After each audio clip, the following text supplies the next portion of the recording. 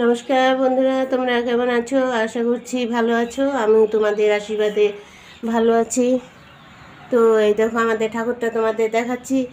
কালকে রাত্রে 12টা 12:30 পর্যন্ত পুজো হয়েছে আমাদের বাড়িতে। তো কালকে মহাশিবরাত্রি গেল, এই জন্য আর কি আমরা একটু ব্যস্ত ছিলাম। পুজো হতে হতে 12টা 12:30 একটা বেজে গেছে। একটু ব্যস্ততার মধ্যেই ছিলাম, সেইভাবে আর কি তোমাদের সঙ্গে যোগাযোগ রাখতে পারিনি। আজকের দিনটা কেটে গেলে তাহলে চাপটা অনেকটা কমে যাবে। তো এই শিবরাত্রির জন্য আমরা সবাই অপেক্ষা করে থাকি একটা বছর পর। আর এটা তো আমার নিত্যদিনের পূজা। কালকে ব্রাহ্মণ দিয়ে পুজো করা হয়েছে, আর আজকের থেকে আবার আমি নিজের পূজাটা নিজেই করব। তো এইটা হচ্ছে আমাদের বাবা ভোলানাথ। সবাইকে ভালো রেখো, সুস্থ রেখো, আর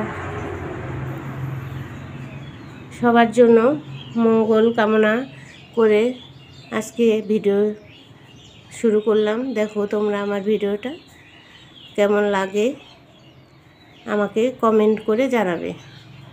তো চলো আমার সঙ্গে থাকো, ভিডিওটা দেখতে থাকো। আজকে কিছু বাড়তি কাজ আছে, সেই কাজগুলো সারবো আস্তে আস্তে।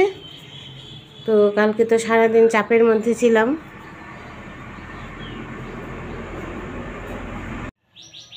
তো বন্ধুরা দেখো, পুজোর আগে যেমন বাসনগুলো বের করলাম, তো মেজে ঘষে নেওয়া হয়েছে।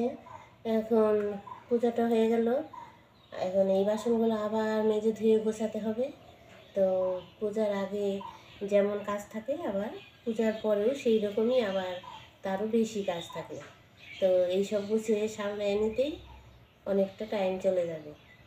তো আমি একটু এই পূজার কাজে ব্যস্ত ছিলাম, আর এটা আমাদের বাৎসরিক পূজা ছিল।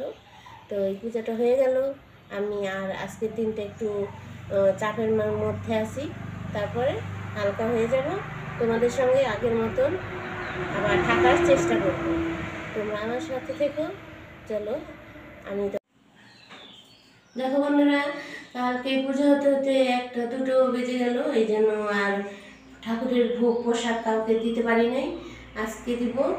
আর হচ্ছে তোমার বাকি যারা নিমন্ত্রিত আছে তারা আজকে অন্য জায়গায় রান্না হবে, ওরা আজকে আসবে।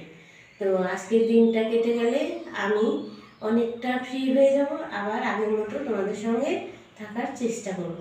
তো আমার ভিডিওটা তোমাদের কাছে কেমন লাগে আমাকে তোমরা কমেন্ট করবে। আর ভালো থেকো, সুস্থ থেকো, আর আমি তোমাদের সঙ্গে আছি।